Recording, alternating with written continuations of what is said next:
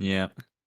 I've been, like, addicted to watching Weekend play that. It actually looks so fun, but I don't have a Switch.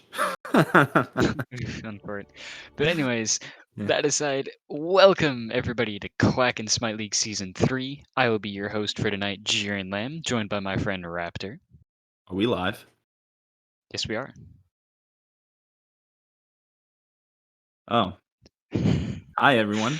Matt just said we're going live. Oh I boy. I didn't realize the stream had started. I don't see it on my follow channels. I don't see it's live on Twitch. Well, refresh page. I just did. Alright, let's try this again. Alright, from the top. Hello, everybody, and welcome to Quack in Smite League Season 3. I'm going to be your host for tonight, Jiren Lamb, and I'm joined here by my friend Raptor. What's going on, guys? And on the camera again tonight, we have Matt.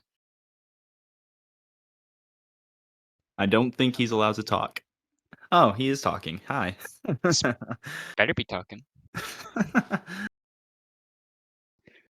So we Well, signed up. well, tonight we've got what's bound to be Am I an allowed to interesting match. at everyone for the stream notification? Yes, please Oh, add okay, everyone. All Yeah. right. I mean, Anyway, we tell tonight we have what's bound to be a pretty interesting matchup between the Phenoms and the Reapers, two teams that looked fairly dominant in week 1. The Phenoms, I think everyone was expecting them to be this top team, but the Reapers, from what I saw, no one really had high expectations from them, and they came out in week 1 and performed really well. Reapers do certainly have a strong team. The only question is it going to be enough to compare to the Phenoms? Both teams performed quite well in week 1. But now, going into week 2, both of these teams are going to be going head to head in a match that will decide who is going to be taking that number 1 slot in the majors so far at week 2 of Quack and Smite League Season 3. Raptor, what are your predictions for this set coming out? Look, I want to say I'm doing this completely unbiased because I am a ferryman, which is I am captain of the ferrymen, which is the minors team for the Reapers, which is but I just got to say that the Phenoms are probably going to take this 2-0. I yeah, I could see a game 3, and I could see this going to game 3, but as much as I love the boys on the Reapers, my personal prediction is it's going to be 2-0 or 2-1 Phenoms. What would you say? I think we're going to see a 2-1 coming out from the Phenoms. The Phenoms definitely do have a very strong lineup, but I still think the Reapers do have a chance to at least make something out of this. And I think it's important to note that I believe Inori is moving back into the carry role, which is his main role, instead of Ooh. jungle. And Poyo or T Clark will be moving into that jungle position. It's going to be interesting to see how this works because last week we didn't even see Inori play. Inori couldn't make it, so it was bad news bears from the minor league team. Coming up and substituting into the jungle for him. So it's going to be interesting to see what the team dynamic looks like with Inori, not only in these new roles, but in this game in general. Oh, I just looked at the chat. First off, we have Devin saying, I hope we see an Anubis jungle. I hope so too, buddy. Don't worry. I would look. Terminator, Poyo's in the jungle and he's a troll, so I would expect it. Terminator saying the Reaper boys are playing. Yes, they are. My boy Snatty, I'm so glad to see you back in chat, man. We miss you. Everybody loves Snatty. He said he spent all of his 3K points for Subkiller to drop a stinker Apollo solo and dump it into the river. Bistic says, I can OSP. trust Subkiller. Yes, you can. Hercules calling sus. I don't know what you're calling sus on. Maybe my prediction. And if you are, I do not blame you. I'm pretty sure I'm sus too. Snatty says my brother was hitting the frontliners for 60 damage. He also went op watch solo in game 1. So I think we all established Hey, that something was a little different there. I My said this. I said this before the stream started. Do not trash my boy Opwash as the resident Opwash main. Do not my trash my boy official Opwash. prediction is that the Phenoms are gonna troll game one, and then they're gonna reverse sweep when they actually try hard. Dude, they have Brownside as their captain. There's no way they don't troll one of these games. Oh, guaranteed, guaranteed. They're Even gonna even if they still troll win the game, and then lose, and they'll be like, "Wait, we can lose actually," and then they're just gonna like destroy the next two games.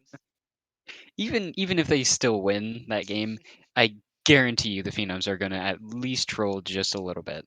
It's just in their nature. It is in their nature. If you watched any of season 2, when the Phenoms had Brownside, Skeet, Dual Peg Leg, Vacus, they trolled more than they played the game legitimately, and they somehow still came out as champions. I don't know how. The boys are professional trolls. What can they say?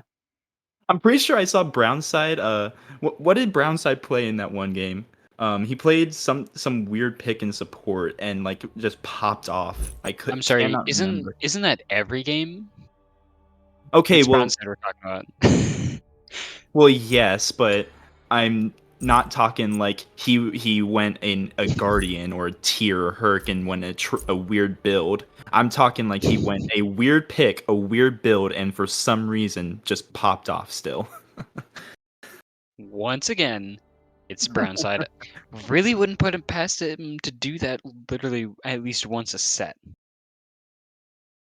Yeah, well, while we're talking about Brownside, let's look at the support matchup because I think it's very interesting. We're looking at two captains going head to head in the support role between Davy and Brownside as picks and bans are starting. But as they're coming around, how do you feel like who do you give the edge to between Brownside and Davy?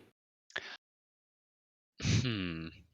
I think Brownside has a little bit of an advantage in that support role. He has shown time and time again that he is a player not to be trifled with.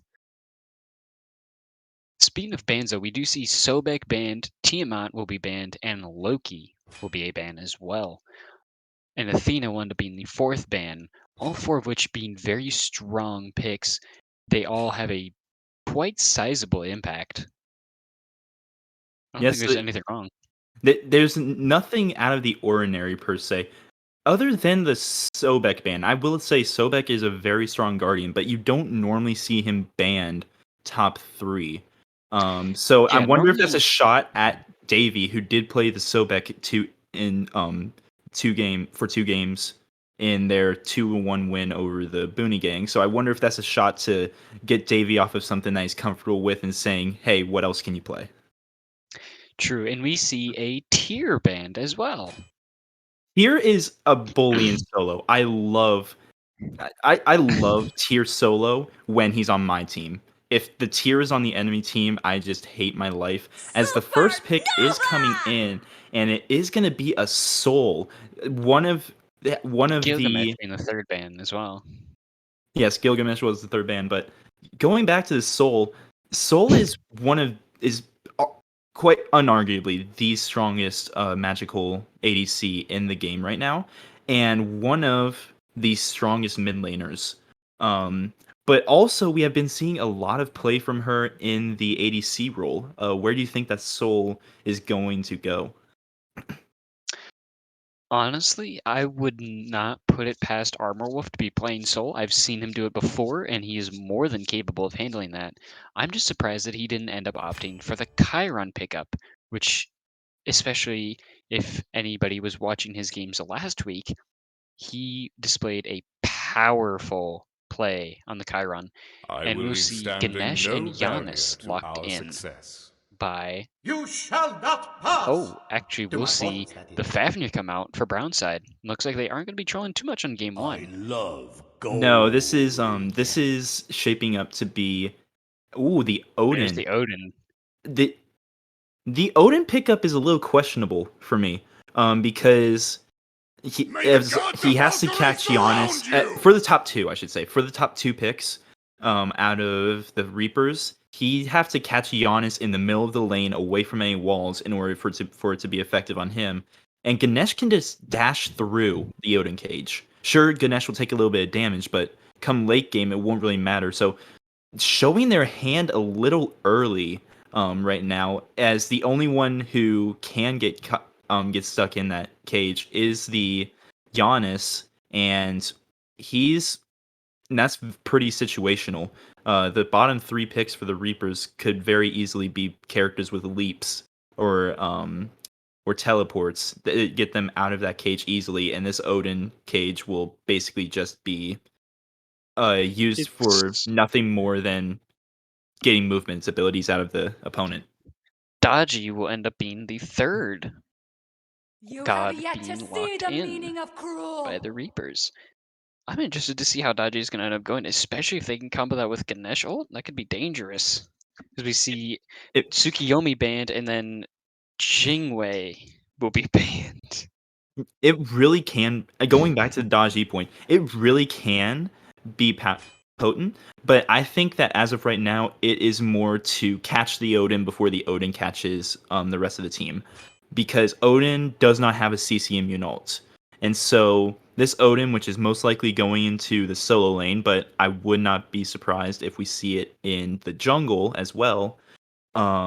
It's basically forcing this Odin to get beads instead of going for a relic that would help the Odin. Odin's basically going to be forced to go blink beads this game. As a Fenrir ban comes out for the Reapers, and we are just waiting on the last ban from the Phenoms. What would you, hey Lamb? What would you like to see? Never mind. There goes Artemis. As I said that, they ban Artemis. So focusing at the hunters for the Phenoms, and then focusing at the jungles for the Reapers. Apparently the Reapers are not thinking that this Odin is going to go into jungle, instead going into solo, as the Kukulin is locked in for Where are you Jinji. going? Jinji has been very dominant on that Kukulin. If he can get a hold of the Kukulin and play it in the solo lane, he can absolutely turn the tides. See Kamazats and Denzaburo being hovered here. I love this Kamazot's pick. If this Kamazot's gets locked in, I would really love it. It just gives you so much pressure, and you can just dive right onto that Yanis if he steps up even a little. I love that Kamazot's pick. There's As the Dawn, Chiron. yeah, as the Chiron is switched out for the Dons and Burrow, basically solidifying that the Soul will be going into mid. But actually, not exactly, because Chiron can be a very potent mid as well, and the Kamazot's is locked in as well. And on her is now being hovered here. That gives all the Reapers the ability to jump out of the Odin cage. Not okay. It does technically. The Kukulin is kind of situational, much like the Yanis, because if this Kukulin is raged, then he can't jump out because his jump turns into a dash. However, he also just won't care if he's in that enraged form, if he's in that cage. So yeah, this Odin third pick, I think hurt the boys of the Phenoms, because they can literally trap no one in except the Giannis. But if the Giannis is smart, he will just start hanging by all the walls, so he can't be trapped in that cage. Which normally a Giannis player does anyway. So Yeah. I still think it's entirely possible that they were doing the Odin for the sheer pressure, not necessarily the ult, or even just to take it away so that the other team can't take it. They didn't want the Reapers to get it because Sol and Chiron both have a difficult time getting out of Odin Cage. Getting caught in the middle of that, they would be in a very difficult situation. So I think it could also have been just to prevent the Reapers from getting a hold of it. That is entirely true. That is entirely true. But I personally think that I don't know. I'm still not sold on this Odin pick. Oh, but Buggy or Bugy dude, however you pronounce his name, I'm sorry. I think that he would have to. He has some convincing to do for me because I do not. I think that Odin very easily could have been safe for the bottom two picks. I think that they showed their hand too early. I still think that they're just trying to deny it because they saw that Chiron was still open, and since it had already made it through the top 3, they weren't expecting it to get picked up or banned. And lo and behold, Armor Wolf got his Chiron, which he has shown time and time again that he is more than capable of dominating a lane with. That is true. That is an entire possibility, but they also didn't know that this Chiron wasn't going to get banned. So that, and they did pick up Chiron last. So it was kind of a a risk, a big risk. As actually, okay, no, I was right. It is the Soul going into mid and Chiron going into ADC. So Chiron versus On Her is a classic matchup. However, both of them are going this more ADC build than what we have seen recently. Especially out of the Chiron, we haven't seen anything but Bluestone and Transcendence, especially in the SPL. But Armor Wolf going for the Leather Cowl and Tier 1 Bow, probably going into an Ichabod. That is very interesting. Normally, you almost always see a Chiron going Bluestone Trans, but it looks like with the new attack speed meta rising, Armor Wolf is going to opt for that attack speed build instead.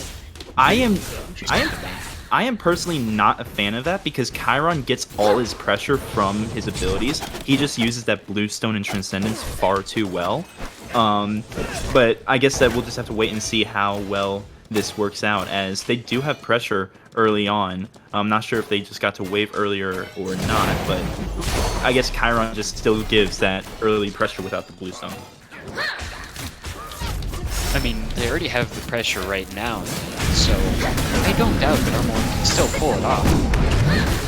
As we see a lot of pressure coming out onto the mid lane, we actually see Daiji end up falling to Viz on the Soul. That will be a first for the Phenoms. Great pickup, as in the Soul lane here, Odin and Kukon do come out, both getting rather low. As Kukon transformation did come out, Odin is going to have to back off though, because both of them are very, very much low health. What happened there in the mid lane is why... Ooh, a Sunder comes out, but the hammer misses from Brown's side due to Davey just dashing away. That is one proc of the Sunder out, but because of the new update, there is two Sunders as Juke Boots being pinged out, but they're not going to chase as Jinji's on the rotation. Jinji is in the area. And it will be a well-timed rotation to force them back into lane, so they just end up wasting a little bit of time rather than opting for some farm, as we just return to Farming Simulator for the next few minutes here. Daiji will end up dashing away from the Soul in the mid lane. Everything is pretty much as it was. Even though Daiji fell for First Blood, I would not say it's doom and gloom yet, as a nice hammer comes out. Was that also that was the second Sunder proc onto the On Her, as he takes a ton of damage. But even though the Daiji fell early on, I don't think you have to worry much about the Daiji, as not only is he a level ahead, probably more like half a level ahead actually, but also you play Daiji for that mid game, not for the early, and so if he can just get to the mid game, we have a 4-man rotation over here onto the duo lane, as now we're outside and Armor are getting caught out. Solo's coming in to try and help because we already have a low HP Chiron. Solo will actually end up finding a kill, but Armor will end up falling in retaliation as we see a very low HP Daiji. As we see Sunder come out, Vistix will end up picking off, and Vistix will actually end up getting a triple kill on the Davey. Beautiful play from the Soul. Davey missed his first Sunder proc, which was very unfortunate. I don't think he could have soloed the Soul anyway, but it was very unfortunate. Jukebook's just here to try and steal away his bread, but is unable to. The Hammer Stun does hit him though, and that was just very unfortunate what happened there. The Supernova hit Clark for all of its ticks, and that just did so much damage. And there was no way T. Clark could live there, and then Davey just got caught out trying to peel the soul off, and it was just an unfortunate battle. It turned out to be a 2-for-1, so it was not worst case scenario at all. They are still even in the jungle, but now the soul does have a level lead, being 4-0 4 minutes in. That is a beautiful lead for the Soul. That is actually exactly what a Soul wants, especially going up against the Giannis. Soul has insane power late game, and the damage output she's able to throw is just incredible in the late game. So getting an early lead, especially against the Giannis who thrives at pretty much all points, it can be an incredible advantage to have. And Soul does already have that Charon's coin, so the snowballing Soul can stack that up fairly easily, most likely. Giannis looks like he might be going into a Charon's coin as well. I prefer to actually see a Chronos pendant come out of the Giannis, as T. Clark is over here looking. The teleport does come on. Ooh.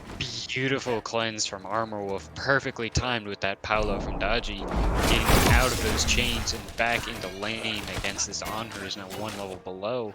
Armor Wolf with a beautiful display of awareness and game knowledge. That is why they picked the Chiron when the Daji was locked in, and that's why I was surprised to see the Daji locked in so early, as we do see a blue buff invade coming out from Omar, but he is pinged out. He did get caught out by rotating Giannis and Ganesh, but he's doing tons of damage onto this Cullen. Bat out of hell comes out, just getting a little poke out and safety, but it's gonna force the Reapers to retreat back to their blue buff, which I think, yeah, he did steal. The blue buff is down for the Phenoms.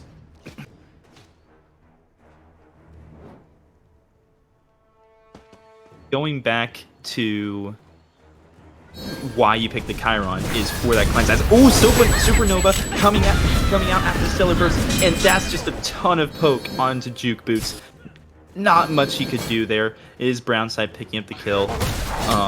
And now Davey caught out by the Camazots, and with Brownside rotating over. Coming out as well, though. As we see Odin rotating, Kugolan is now here to continue the fight as well, as Odin's already 4 HP. He's going to end up taking a lot of damage. Continue on. Odin can come out. War cry from the Kugolan will end up coming out. We'll end up seeing a kill from Daji under Boogie Dude, but Gingy will also end up falling to Brownside as he picks up his 2nd kill. Gingy just couldn't get to that portal. The through space and time was beautiful out of Juke Boots, but Gingy just could not get to the portal before he fell. Very unfortunate. But that is honestly perfect timing for that Odin cage.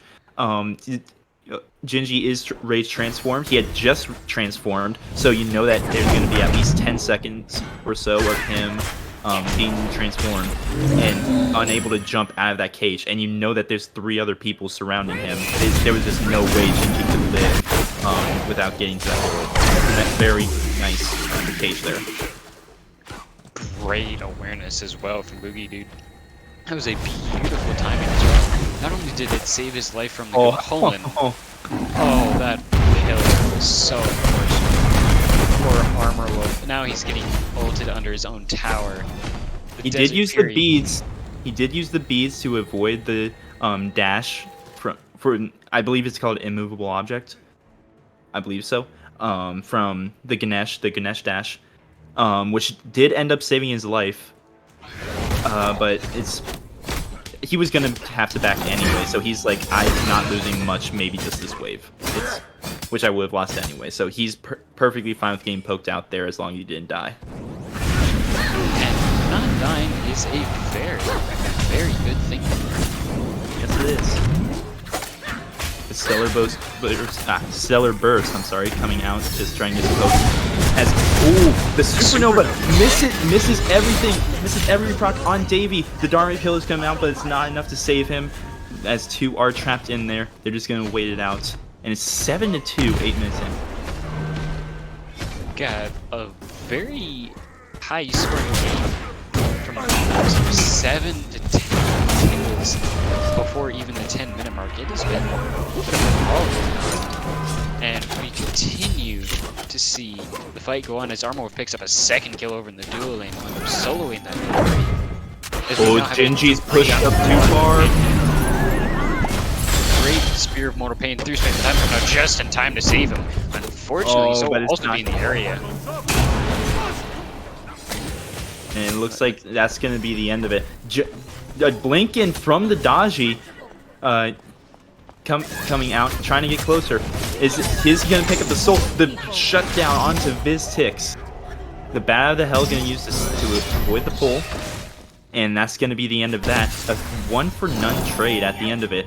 And that was a shutdown. This Daji that was already ahead of Omar in this jungle is even further ahead now with that bounty. That was a huge pickup as well. Viztix was 4-0 on that soul. Beautiful. Also great awareness with that through space and time. Getting Genji out of that situation enough. As we see Dharmic Pillars come out on top of this poor brown side, there's just nothing for him as Daji will end up finalizing the kill. Fafnir jumped in to try and steal those oracles, and without that ultimate, there was no way he could live there. They did have to use Dharmic Pillars for that, but to secure that kill. But in the end, nothing was really lost. As Kukolin's just here trapped in the cage, like, just get me out. I don't care about this. And he's running away. He might care about this now as the slow comes out from Odin. And that is a ton of damage. That is a ton of damage. You should have cared, Genji. Ooh, that was just a little rough. A little unfortunate, and again, great use of the cage. Genji must have used the leap to clear the wave. As over here, Inori pushed up, the Kamazotz comes from behind him, but I don't believe that there was a ward there, but just good awareness. Was able to get him out. Good awareness. Yeah. Omar came out of that jungle like a bat out of hell. Okay, aggro. The Phenoms secure the Gold Fury despite the through space and time. I believe that was perfectly in line to hit it. So that was just unfortunate timing from Juke Boots. It was certainly in line to hit Armor Wolf, though. Yes, as now it's a big team fight up here in the mid lane. Paolo ended up coming out during close as well, being dropped and forced this fight to continue. Lucy, a beautiful pull on Omar. He will end up falling in. This is now his Soul and Brownside are going to have to retreat. Karen will end up picking off a kill on Nori once again. We now have a big team fight in mid. The Souls are rotating. Kukolin is just transforming with quarter HP. He's going to have to be very careful. As well as Brownside missing the Sunder there. Daji will end up dashing onto Viztix. Viztix will end up falling once again. And now Brownside is in danger, but the Odin cage, beautiful shutdown onto the Daji. Perfectly timed cage. And we'll actually see Ganesh secure a kill, allowing Buki to end up getting a double kill onto the Ganesh. What just happened? First Omar gets pulled in when he saw his Bat out of Hell, which I was about to comment on. Then they kept fighting, and then Daji dashes in and just gets picked off under tower, and I don't know what happens. Then Davey got hungry for a kill as Ganesh, which is respectable because he's never going to get another kill in this game. And Davey has more kills than half his team, so I don't know.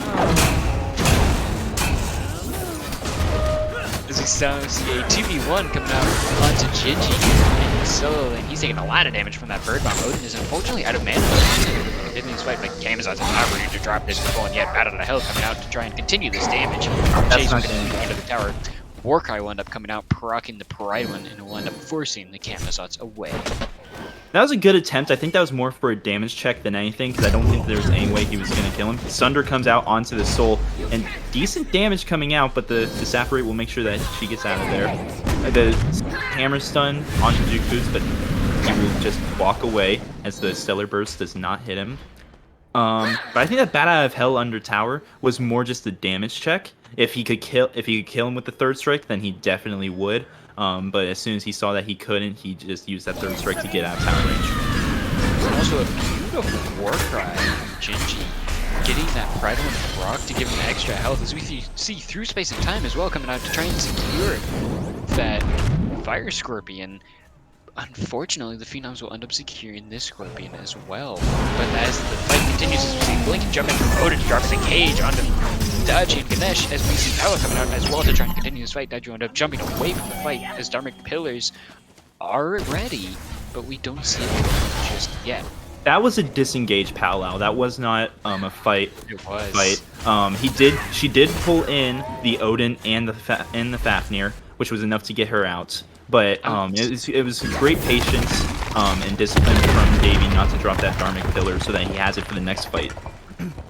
I was expecting to see it because I saw the rest of the Reapers in the area, but it was also a beautiful disengage. Great awareness from them and patience. Like you said, the patience and discipline to just disengage and safely get away from that situation.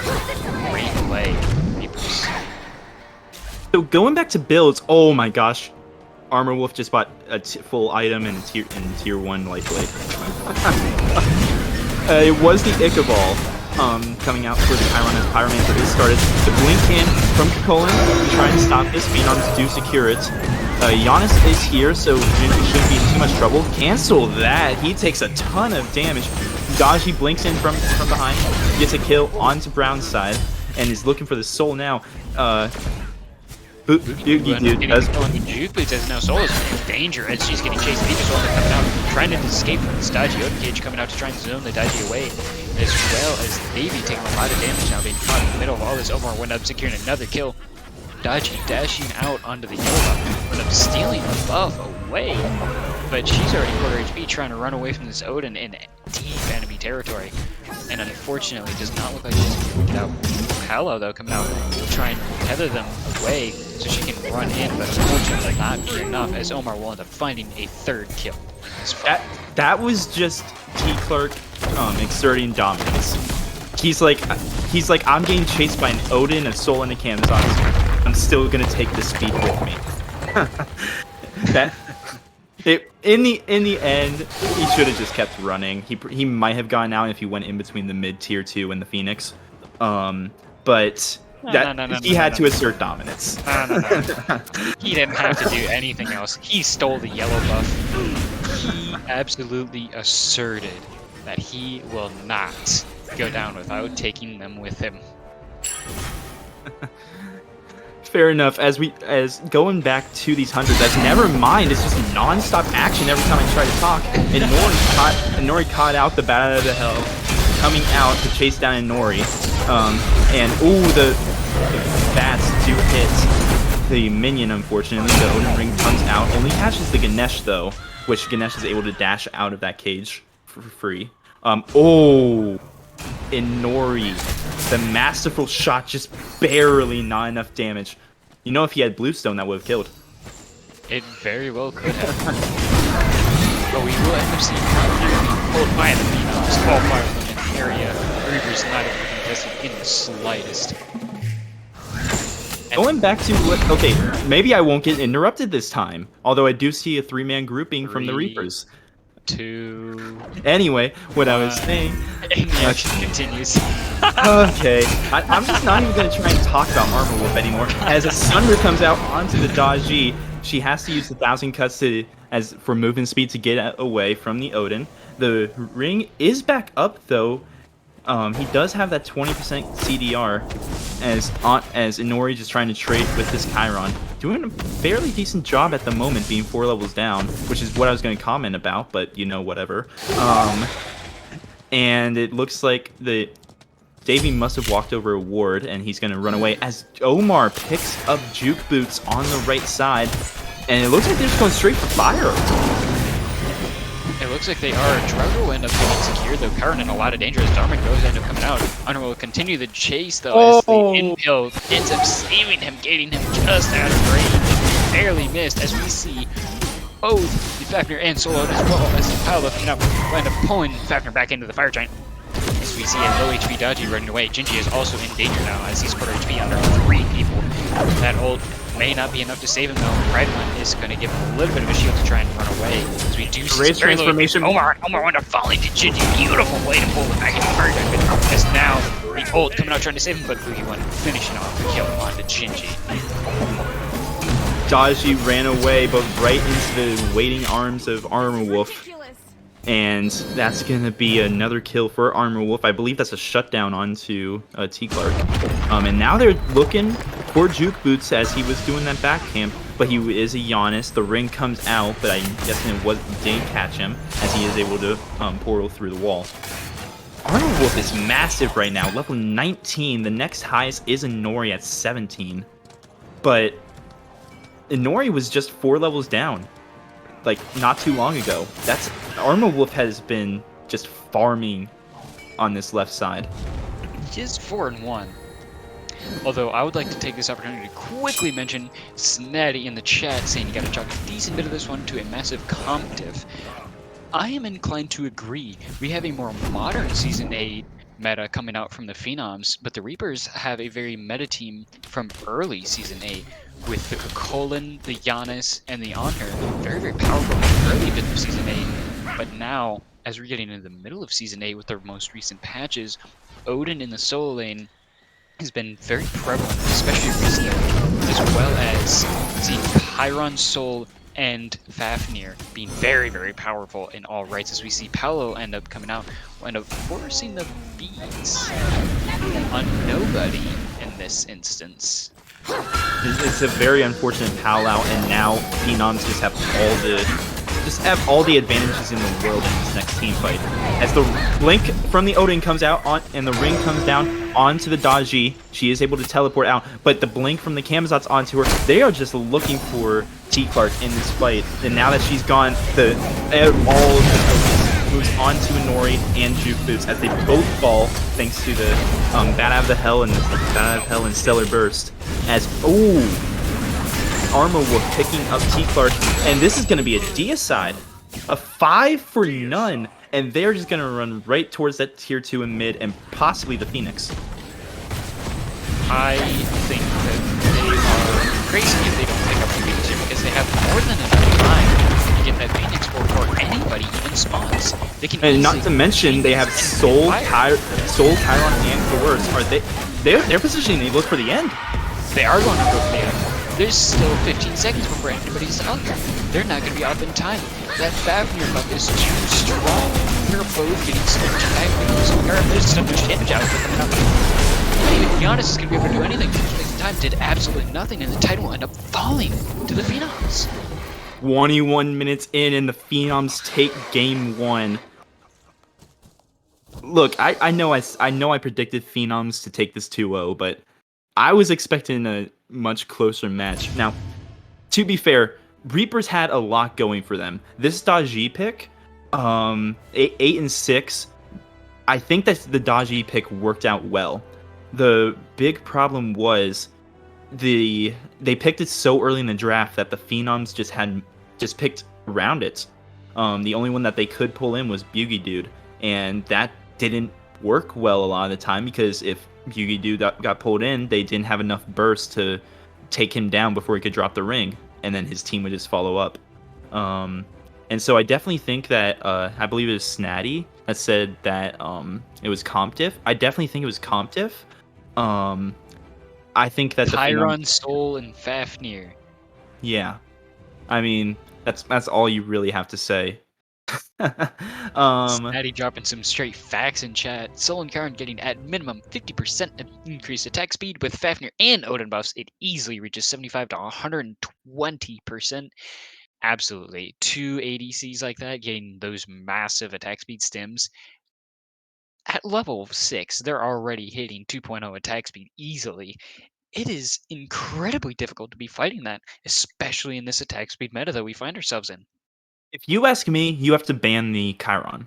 The Armor Wolf just looked too comfortable on this Chiron, and he was giving Inori all sorts of problems. There in the left lane. I think that you have to ban out that Chiron, force him onto a different pick, and put Inori on something And look, Nori's a fantastic carry, but maybe put him on something he's a bit more comfortable on. I think that he played the Iron. I think that he played the on her fairly well, but I think that he as picks that he can play better. I say ban the Chiron, put him on something comfortable, and just let Inori do Inori things because he got ran at this game. I think the main problem that ended up coming out here is the double ADC with Fafnir. This has been seen so many times, and it is such a disgustingly good comp, especially with the Odin giving them that extra attack speed. The cage was perfect to catch people out. It was very well timed. Very It's true. it all just their composition and teamwork was on point in a way that teams at any point in this league or any other league for that matter could dream of. They were beautiful in this game one. You could clearly tell that these guys have been playing together for a lot longer than season 3. How they all ended up getting on a team together, I'm not sure. But these guys have synergy, and it's clear you can clearly tell based on how well they work together.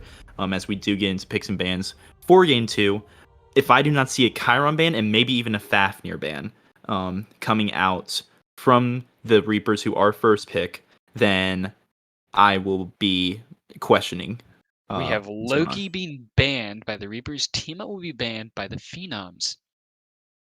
Interesting that we see another Loki ban. I think they would prioritize a little bit differently, but Loki is still a good ban, and it's Loki. He does absolutely deserve the ban. In game 1, it was the Phenoms who banned the Loki, which makes me think: is Loki just that strong of a pick that neither team wants to see it, even when they have first pick? I mean, it's Loki. He deserves the ban no matter what. It's Loki. Let's all be honest with ourselves. Nobody has fun playing Loki. Not even Professor Loki enjoys it anymore. As we see a Sobek ban coming out from the Reapers, Gilgamesh being banned out by the Phenoms.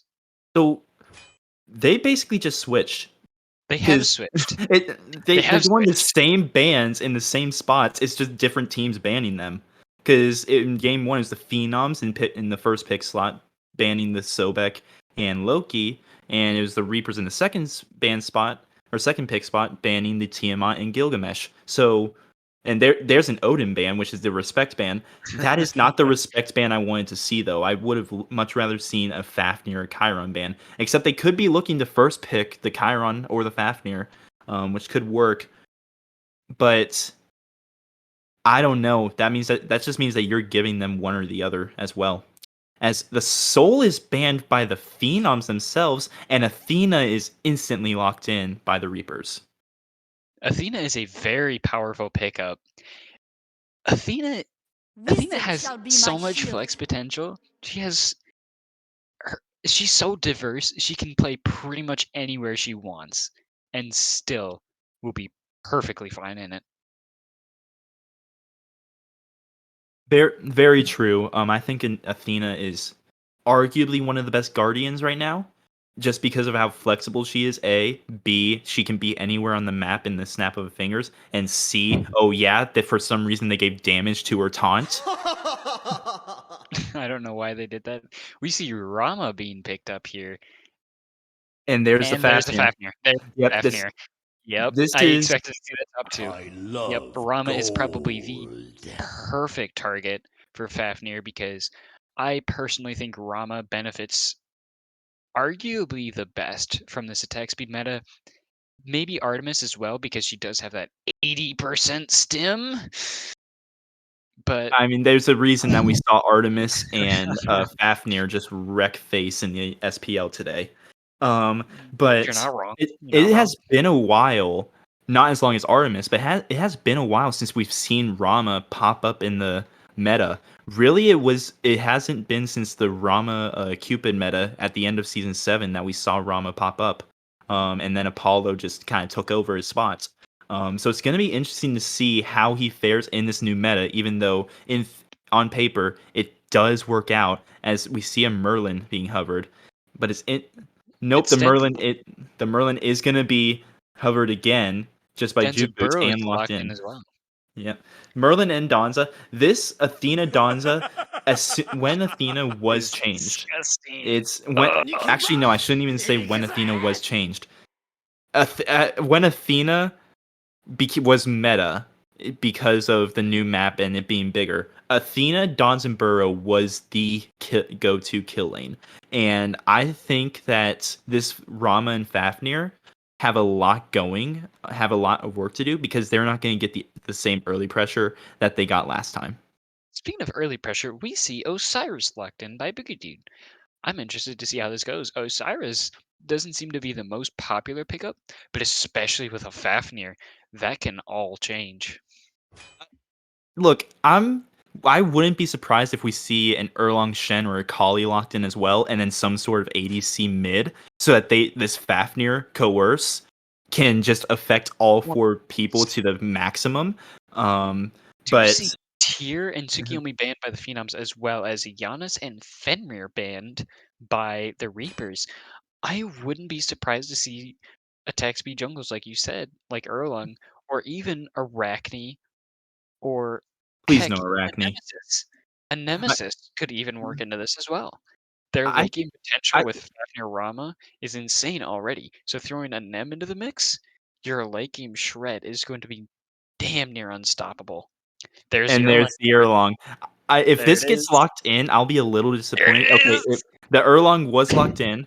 I am a little disappointed because I think I would You'll have never preferred to defeat see me. like a Kali or a Nemesis in this slot.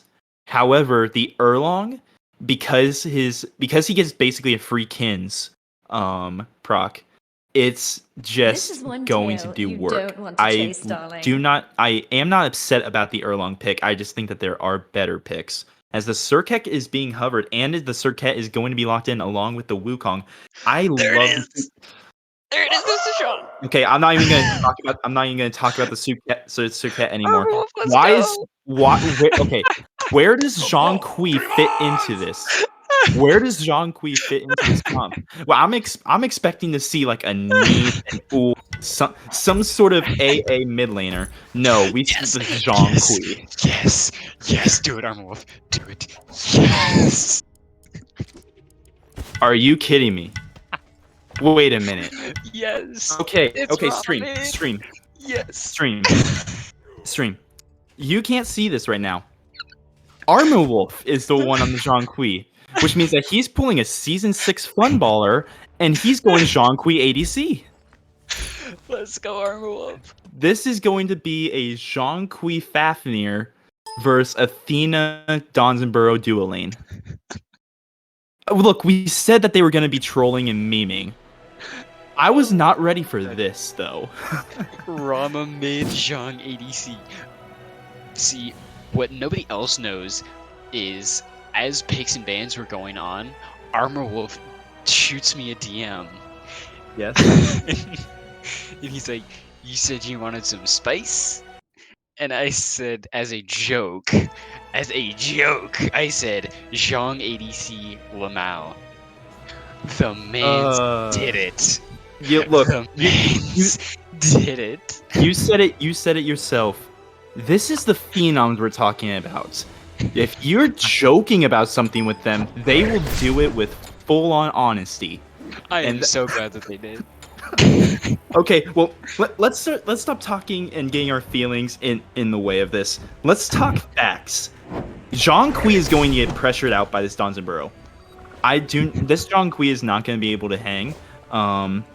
Though we do see him going for a Warlock Staff and not for a starter item, which I think is going to be very interesting. I think that Warlock Staff is a very underrated item at the moment, and I love it. Especially I on love Zhang. On Health Zhang. it gives you. Zhang, Opwash, any sort of immobile. Oh, I know why. I think he might be looking at animosity here. That would be a possibility. Zhang That Kui. is nuts. This is the team of double auto attacks. because Zhang Kui This is- and Erlong do get 2 procs on every single auto. So I'm sorry, if he gets, Raptor? yep. Osiris has Death's Toll. That is a 4-man auto attack. No, I mean like basically yellow numbers. I'm talking like yellow numbers. Like off of a Okay, normal auto attack, they get a 2nd proc essentially. Okay, I Yeah. follow now. Okay. I get what you're talking about now. Okay. Because Zhang Kui has the ghost that fires an auto every time he does, and then Erlong has his dog, whatever the dog is named, because they cannot. Ancient, what are they called? Hindus, I believe. I believe that's the pantheon he belongs in. He's the same one as Sun Wukong. He's Chinese. Oh. Yeah, they don't know how to name things properly. Whoa. Well, the ancient Whoa, Chinese, whoa, they whoa, don't know whoa, how to whoa, they, whoa. they don't know Whoa, how to whoa, name whoa, whoa. things. It's Hit the short brakes, and to hit the the point. brakes, hit the brakes. Let's slow down. Hit the brakes. We see Boogie Dude getting some pressure onto Gingy once again as he ends up falling quite a bit of HP. He's gonna have to back under tower if he just gets free reign on the way. And we see a similar thing going on in the dual lane. Fafnir and Zhang getting a lot of pressure onto this Athena Danzaro. That is They honestly are surprising to me because I don't think that Zhang has the better level 1 through 3 out of those. The Zhang duo, I mean. So it's gonna be interesting to see what goes on going forward as Wukong and Osiris just having a pillow fight over here. That just like a normal Duking it solo out. thing. Yep. Duking it out. Pretty much standard solo things. Boogie Dude landing some abilities, doing some damage. Sun Wukong landing abilities, doing some damage. Nothing too surprising. It's pretty standard to see in solo lane. You hit them, they take damage, you back off, and then you continue the fight 3 seconds later, and just repeat the cycle.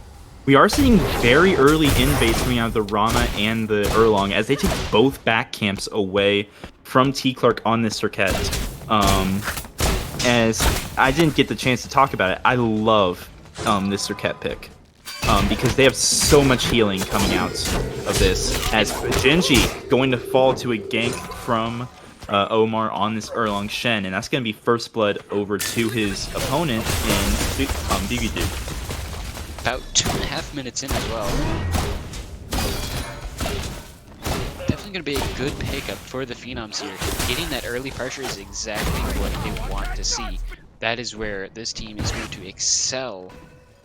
They have quite a potential. As we see Circuit getting caught out as well from the same gank. The duo over in the solo lane doing a lot of damage onto Circuit. Very, very low. He's going to have to back up a question. GG is here to prevent him from dying on their tower, though. Meanwhile, Rama stole the red buff. This is just invade after invade. Omar has not been on his side of the jungle in forever. Look, all his buffs are still up. He's just taking these back harpies on cooldown. I mean, they are his buffs now. That's gonna put the Circuit very far behind, which is super important because Circuit does need a few items to get online, especially getting that cooldown and a little bit of protections if he decides to go that route. Because Circuit is a bit all in.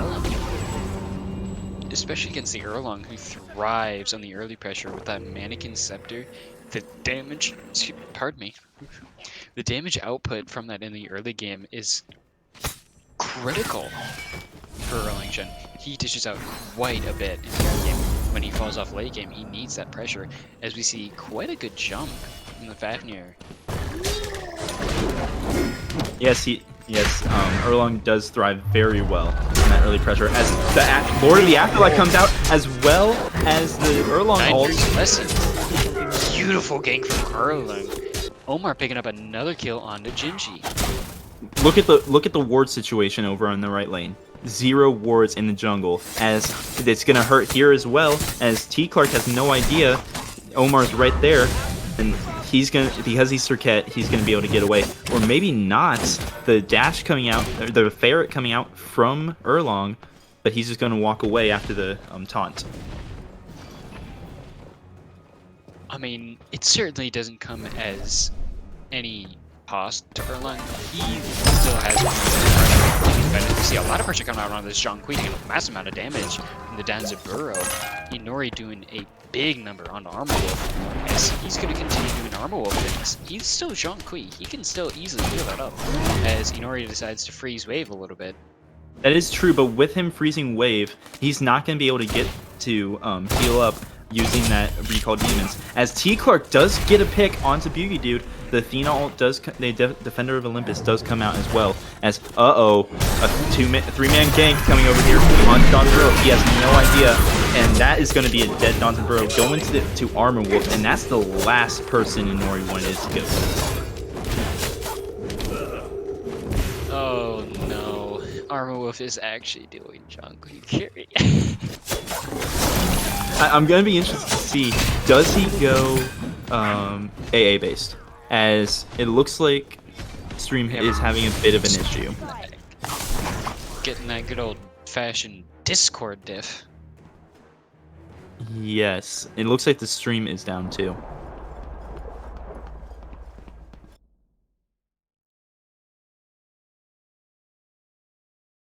Are we back? All the way. Yeah. See, What's going on with the stream? looks like stream is, The stream stream is is back up. Stream is back yeah. up. It's still running. Looks like the game is paused though. Yeah, it's stasis and pause and stuff. Okay, there we go. All right. Can the stream hear us? Because the stream was down for a bit. Honestly can't even tell what's going on. It's like it's in fast forward. I can hear on the stream, so it looks like we are back. Still a little bit of lag on the Discord stream, but it's alright. Yep. As there was a small engagement. Is it just me or does it seem like everyone thinks in fast motion? As the double stun does come out as well as the Earl of the Afterlife and the Dragon mode. Omar will pick up the double kill, and the snipes from Viztix will pick up Davey. That's a 3 for none there in the middle lane, and they're just a 4-man death ball right now. And it's quick to become a 5-man death ball. So now we're going to about this Gold Fury. There's not much that Reapers can do to contest that Gold Fury.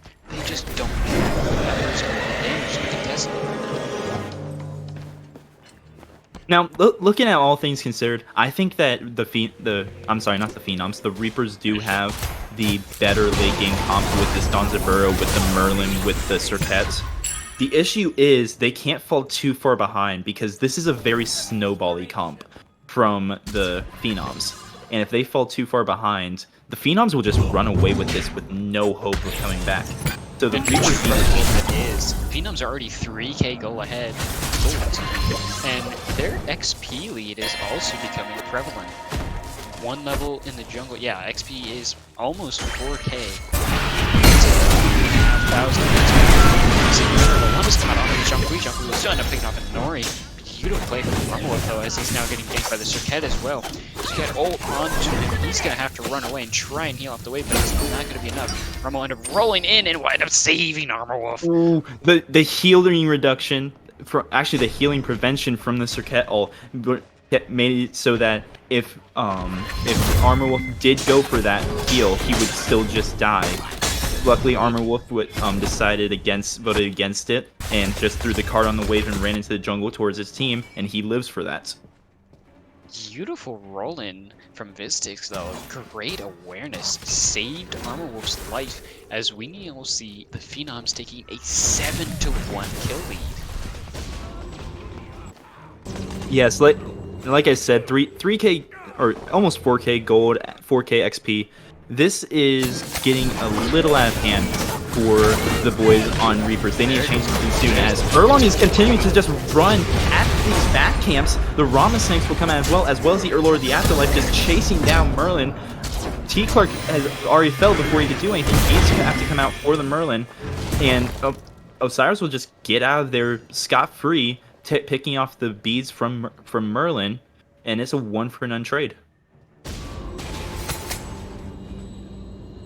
This Omar is just running into the Reaper's jungle, and there is nothing they can do about it, because if Omar looks at the Serket and gets a knockup, the Serket just kind of dies. The Serket needs to get some safe farm probably with the help of Davy just sticking around him. But that also means that Davy isn't going to be other places where he needs help. And it looks like that gold lead is going to be turning just shy of 5,000 gold now for Phenoms. They're getting very close to that critical mass level that they're hoping to get. It's going to be a difficult climb for the Reapers to get back into this one. You're going to need some very favorable trades, as we now see Erling Shin 3 levels up in the jungle, Rama being half a level up in the mid lane, Fafnir being 1 level up in support, and Marvelwolf being 2 levels up in the ADC, as we see him opting instead for Vampire Shroud come up for late game enemies. Trying to come out. As we see John Queen running in and ulting and picking off the kill on the Juke. We see a beautiful rotation. That's now 4 people, turning in 5 in the mid lane, as we now see a big fight coming out on this mid T2 tower. You see a very low Son of Congo end up forced to top. That's picking off the ground side, though. Just come out from the ground. Falling up, getting off with another kill. You see Densible ulting in Uproar is rocking more left, picking off the sticks. We have a now 2-2 in this mid lane here. Zhang and Osiris facing off against that Densible, who's been forced to run away. Athena not able to continue taking much longer. She's gonna have to get out of that one herself. Merlin is now here to make sure chase does not continue. Looks like this engagement will come to a close with a 2-for-3 trade in favor of the Phenoms. Or excuse me, 2 for 2. Yeah, it was 2 for 2 in the end. I think that the Phenoms honestly just kind of stuck around there for a bit too long. They got the 2 picks at the beginning, and they just stayed. I'm not sure why they stayed. I think that they thought they could get more. They had already gotten a tier 1 tower. Maybe they thought they could push this tier 2 with just 1 more pick, but instead they lose 2 members. I think that they should have just backed off, gone for maybe Pyromancer, maybe just act because they probably had a ton of gold in hand. I don't know, very questionable fight from the Phenoms, who have been looking so clean all match. They have been very, very clean so far. But considering that their kill lead is still 10-3, they do still have the leeway to continue doing it. And Nori just poking the Jean Queen. You're poking a bear at this point. That's like poking a bear. It really is poking a bear. Armolf is 4-0 right now. Oh, he's diving the tower over there in left, and he Nori picks would up a have solo kill. Beautiful kill from Nori. Armolf will find his first death now as he finds Gray Screen for the first time in this game. Meanwhile, Sir kept found out, and Viztix will be able to pick him up, and they're going straight for this Gold Fury. Which what's with saying, mess around and find out. Yeah. It looks like T. Clark found out. With the Mannequin Scepter and the Coerce and the bonus damage from Astral Arrows, that Gold Fury is just gonna melt. Rolling ship are trying to survive. Leave a ton on that does brew a massive amount of damage. As you see Snipes trying to pick out a Nori, but Nori will end up getting out back in safely away. Merlin catching a little bit of damage, but getting out without too much as well after the Phenoms finished that Gold Fury. Phenoms are doing such a good job of just spreading out the map. It's always a 4v4, because they always get a pick before the fight starts, and someone is always on the other side of the map, and they can rotate in if they need them. This time it was Buggy Dude on the right side, split pushing him the right tower, as Omar just gets a little far pushed up, gets caught by 3 people, and falls for it. Beautiful pick for the Reapers, though. That is very important for them. That is how they're going to be able to get back into this game. Yes, it is. Though we do see the Phenoms picking up that Draugr on the left side. That means that their towers will be dealing more damage and taking less. Which 7 and 5% off of 1 stack, if I'm not mistaken. I believe so. Yes. And I believe that buff stays for 4 minutes, and then there's a minute before the Draugr spawns again after it falls off, much like the Fire Giant works. But it is a very potent buff, especially if you feel like they are going to start sieging on you, or if you want to prevent them from getting it to stop your siege, which I believe is what they were doing there. Phoenix sieges.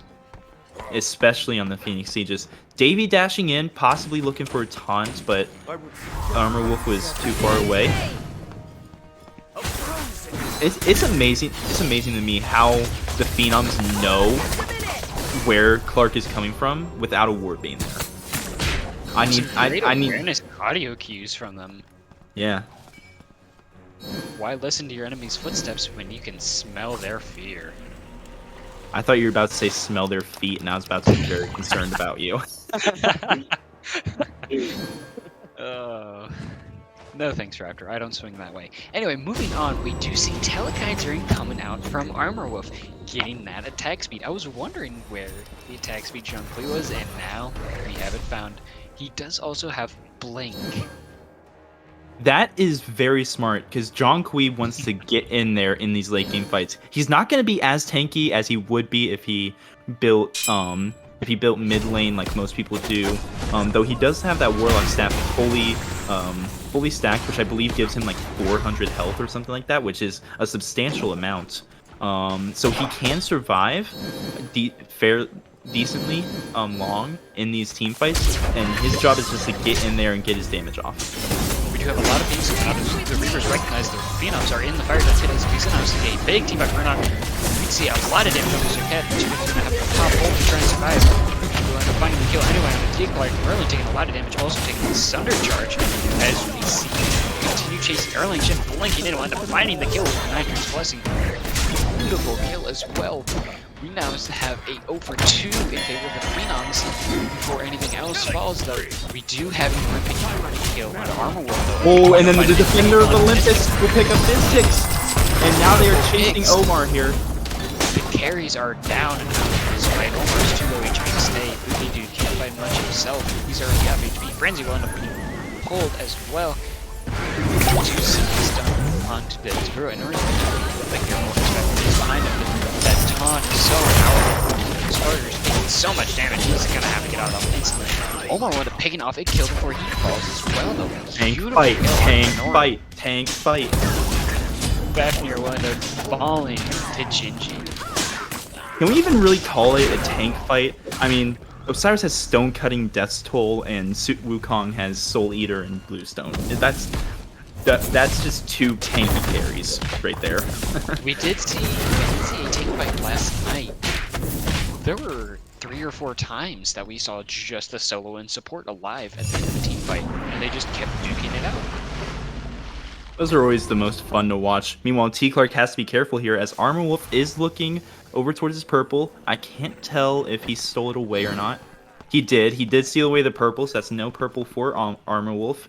But he is 2 levels down on this Zhonghui. However, in Nori, after falling a couple times earlier, is now a half a level ahead of Armor Wolf on this Zhonghui. The late game is coming into play now. Will it be enough? The Phenoms did get quite a hefty lead in the early game.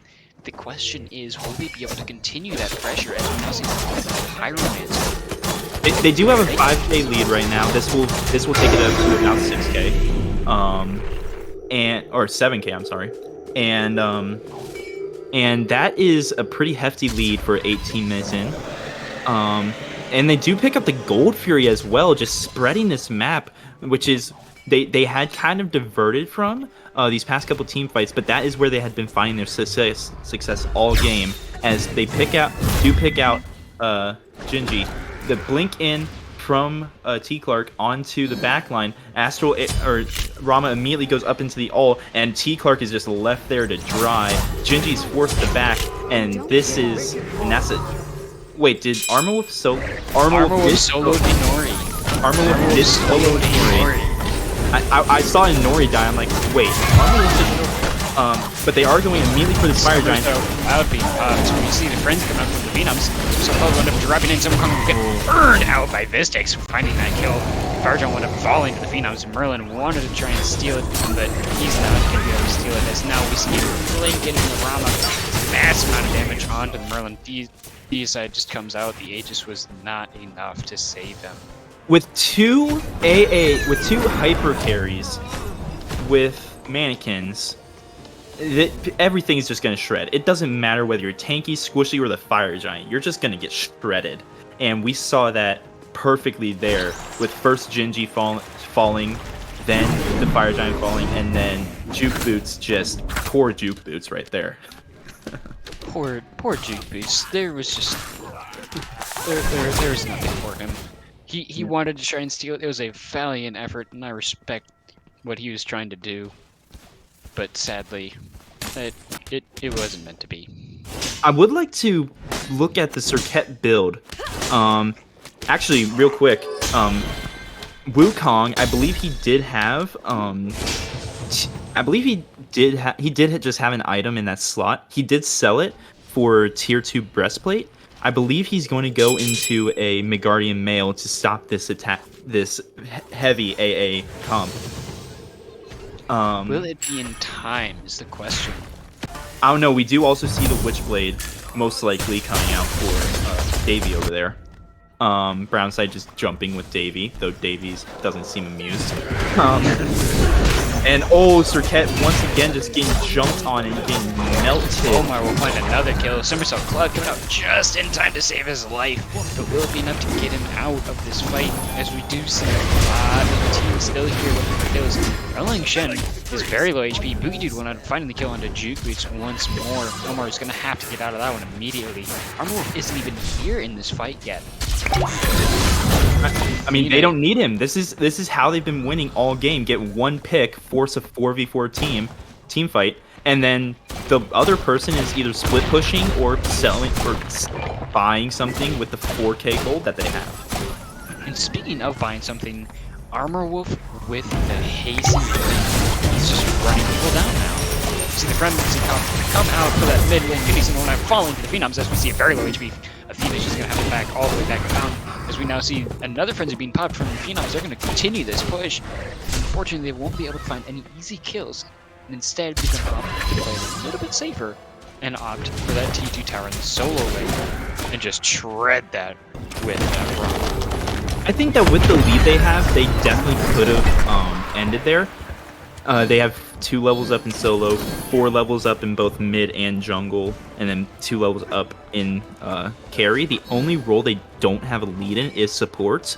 Well, they have half a level lead apparently. But they very easily could have ended there, I think, as the Lord of the Afterlife comes out onto Inori in the back line, and it looks like Inori just can't handle Boogie Doo. Boogie Doo's taking no damage. Inori falling very low. Armor Wolf gets a kill, but he is going to fall. Boogie Doo does pick up Inori eventually, and it is a 2-for-1 trade. Oh, the Rama ult stops the back from the Merlin, and Omar's just finishing. Omar's just going for the end. Omar is going for the end. Gingy wound up finishing all Vistics, but will Merlin be able to stop the Erlang in time? Talon already took about half its HP damage, as this fight isn't done yet. We see Sun Wukong getting very low. Gingy is about to fall, but he will end up getting out. Unfortunately, all 3 Phoenixes are down. Reapers are in a very bleak situation here. Pyromancer is spawning right as we speak. Oni Fury only seconds away. It's going to be extremely hard for the Reapers to pull themselves back into this fight. What have I been saying this entire set even? The Phenoms have been winning by spreading the fight. I think that the Reapers have the better 5v5 fight. But the Phenoms definitely have the better 1v1 or 2v2 or 3v3, even the 4v4. They have been spreading it up so it's not a true 5-on-5 fight. So the Reapers can't get this comp that synergizes so well together. They just can't get it going like they want to. And the Phenoms are just playing to their strength, expertly played by them. And another thing to note, the Phenoms had insane early pressure on the Reapers. Their lead going into the mid and late game was so immense. It's hard for the Reapers to catch back up from that. It was a snowball, like we suspected, and it ended up turning out to be something quite big. It really is 18,000, 17 or 19,000 now, gold lead, and it's just gonna keep growing. Defender of the Olympus is forced to come out to try and save Gingy, but now Davy's just gonna be caught out. The dash away is gonna get him out of there, but Gingy going up high, and if a ward spots him out, this could mean trouble. Beautiful play from the Phenoms, though. 9 turns blessing was the only ultimate they used, and they baited out 2 ultimates. And that's just what they want, because Phenoms are now able to secure that Fire Giant. They have 2 mannequins. They have 2 mannequins mace. Those objectives are just going to shred. As a 3v2 turns for the worse, as Jukutsu falls to that Omar and Brownside. Boogie Dude finds another kill. Oh, that was Boogie Dude. I'm sorry, not Omar.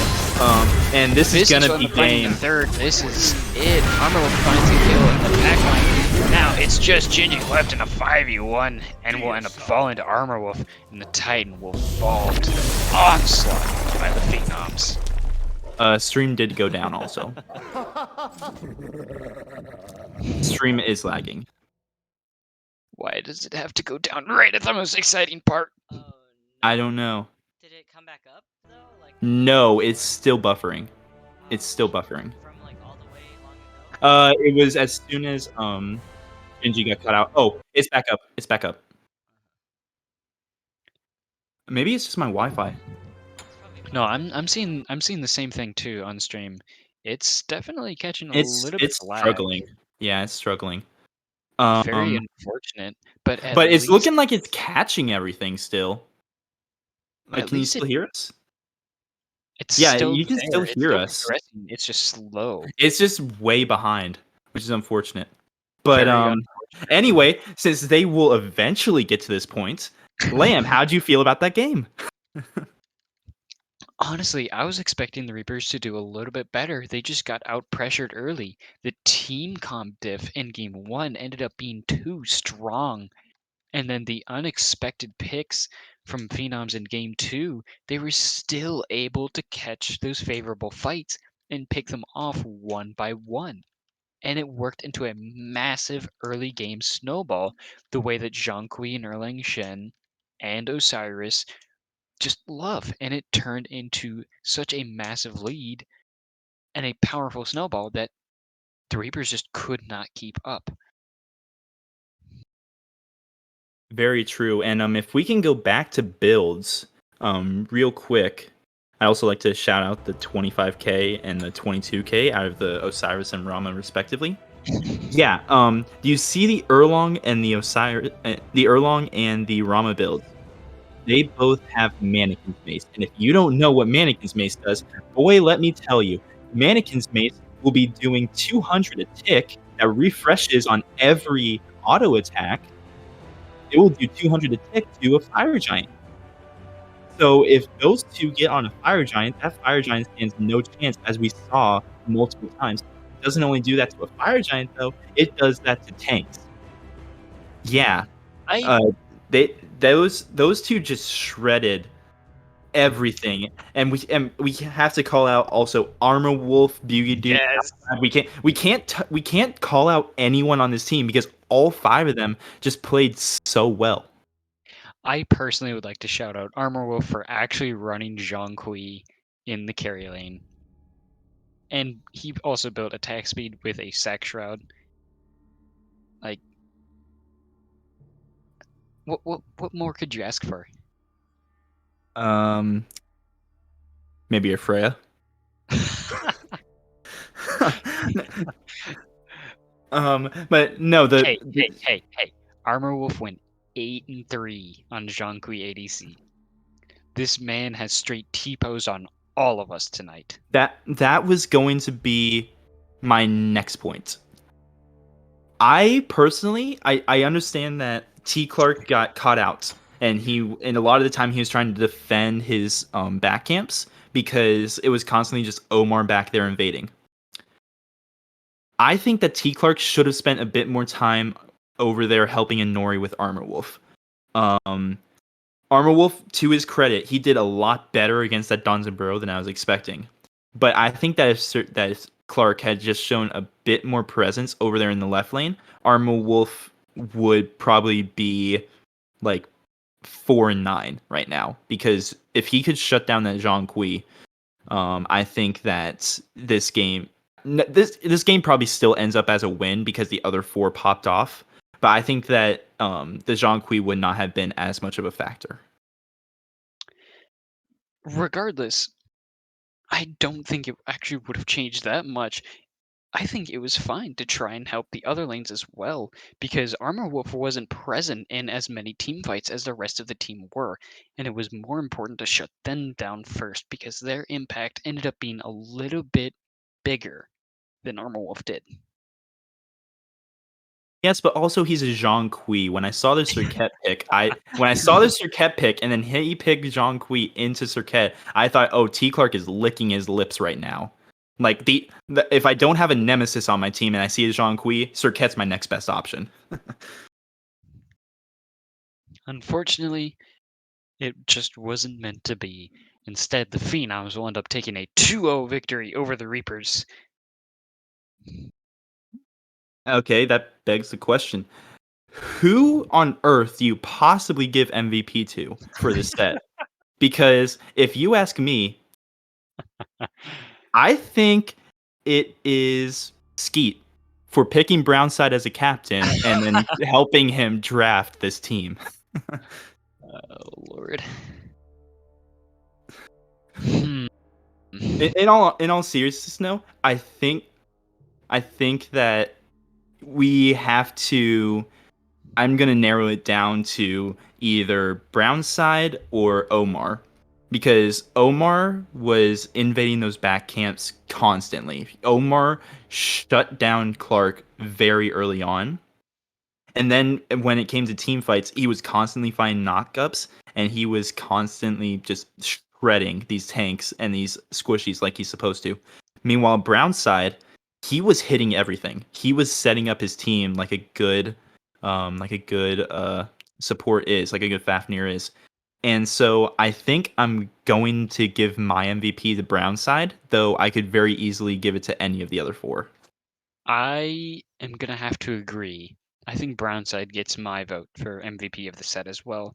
The Fafnir that he played, landing so many hammers, the stuns, the setup, and the stims that coerce is such a powerful. It's such a powerful ability, especially in the comp.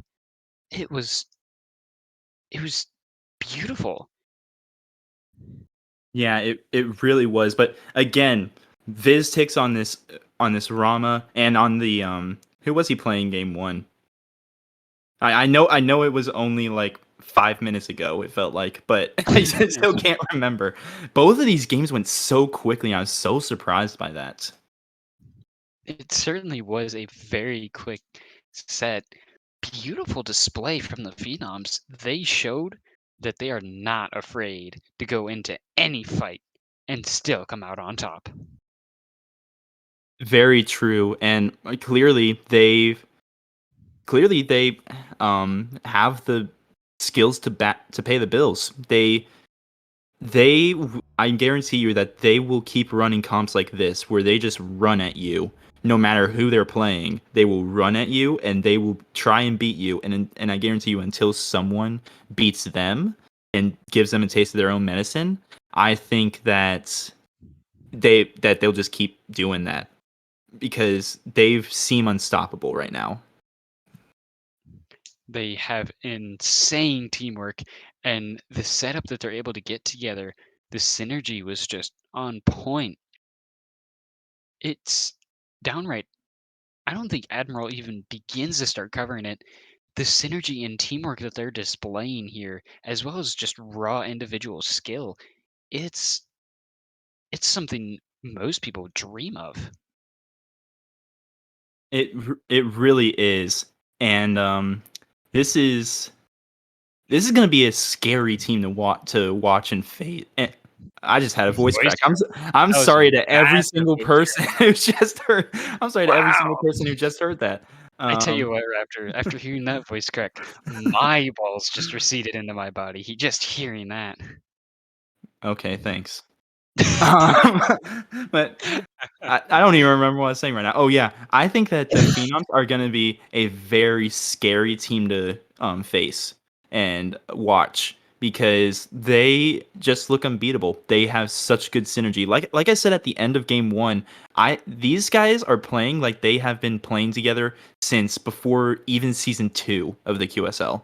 They clearly know how each other play, how each other works, what's the strength and weaknesses of everyone, and it's scary and fun to watch. And I'm not gonna lie, I'm not voting against the Phenoms or anything or saying that you guys. I hope you guys do bad. I'm excited to see what team, if any, will step up and shut them down because that will be a very fun set to watch. It will be, and I cannot wait to see who ends up taking it. I'm sure somebody's going to find some way to do it at some point, maybe in finals, maybe next week. Who knows? But regardless, for now, I think the Phenoms have definitely secured their position as a force to be reckoned with. Absolutely. This is gonna be a fun season to watch the Phenoms. If you want to watch clinics on how to play the game, I think that you go back and watch this set. I think you go back and watch their set from week 1, and I'm willing to bet that until a team shows up and shuts them down, I think that every week this team will be putting on a clinic on how you play the game. Absolutely. And that, ladies and gentlemen, will bring this stream to a close. Don't worry though, don't feel bad. We still have 2 more exciting sets coming up later this evening. This is going to be all for now. I was your graceful host, Jiren Lamb, and I was joined by my good friend Raptor and Matt. Yep, and thank you all for tuning into the QSL. Not Matt. I'm so sorry. As Lamb said, um, as Lamb said, we do have 2 more matches coming up. Both of them are minor league matches, but you can find them. I believe one is starting in just half an hour on this channel, and then later at like 10:30, I believe, we will be seeing Lamb here and his Boom Boys taking on who do you face the Obsidian Mages, right? Or Obsidian Knights. Knights. Yeah, so Obsidian Knights. you will be seeing your boy, your gracious host here taking on the Obsidian Knights, and that's going to be a fun one to watch. But until then, I've been Raptor, he's been Lamb, Matt's been amazing doing this camera work, and we'll see you all next time. We love you all. Thank you so much. Have a great night, and we'll be back with more soon.